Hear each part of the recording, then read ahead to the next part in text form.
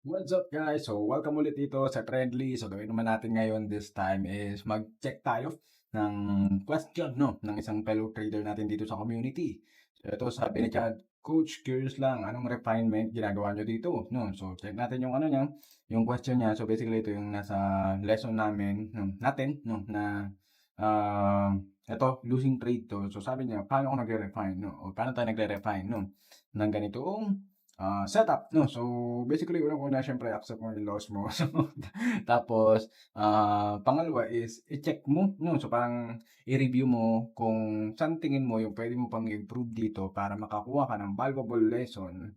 And then, yung valuable lesson na makukuha mo doon, yun yung magta-turn into another profit, no? In the future, parang ganyan. So, parang, let's say, ah, kung natalo ka, loss lang yun kung ayaw mo siya or nagmumukmuk ka, 'di ba? So, loss lang siya. Pero kung yung loss mo, inaral mo kung saan ka natalo diyan, so meron kang makukuhang valuable lesson dun na magle-level up 'no, ng trading system mo or trading journey mo 'no. So, which dito sabi ko sa kanya, ang pinaka naging refinement ko is sa ganyan naging refinement ko is yung gap between high and low 'no. So, parang napansin ko na mas valid yung mga lower high or high low kapagka kaya ma-hit yung 1:2 within that gap 'no. So, parang ganyan. So, parang, eto 'no, so example this one 'no. So, ito yung low, ito yung high, and then ito yung high low 'no. So, buy low sell high lang yan. So, tapos within that gap kaya ko ma-hit yung 1:2 'no na risk to reward ratio. So, same thing din dito sa sell, no? So, parang ganyan. So, clear yung structure niya and then nag-create siya ng lower high. So, since sell high, diba? So, sell at lower highs. And then within that gap, kaya kong ma-hit, no? Yung 1:2 risk to reward ratio. No? So, which in this case, medyo hindi kasi siya kayang ma-hit, parang ganyan. So, kumbaga, sobrang liit ng space. Ito, diba? So, parang liit ng space niya, yung gap niya in between, no? Ito yung current low niya, ito yung current high, diba? So, kaya, ah, na-reverse siya 'no.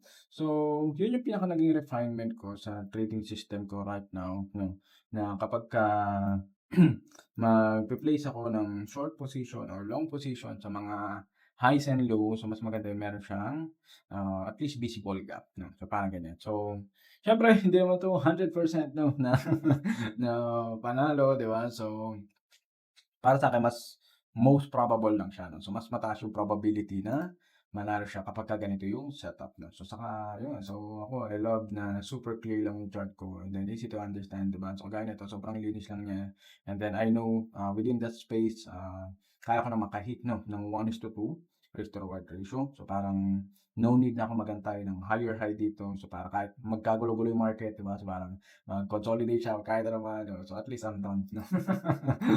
Out na ako diyan. Okey, so yun lang. So, kita-kits ulit sa next.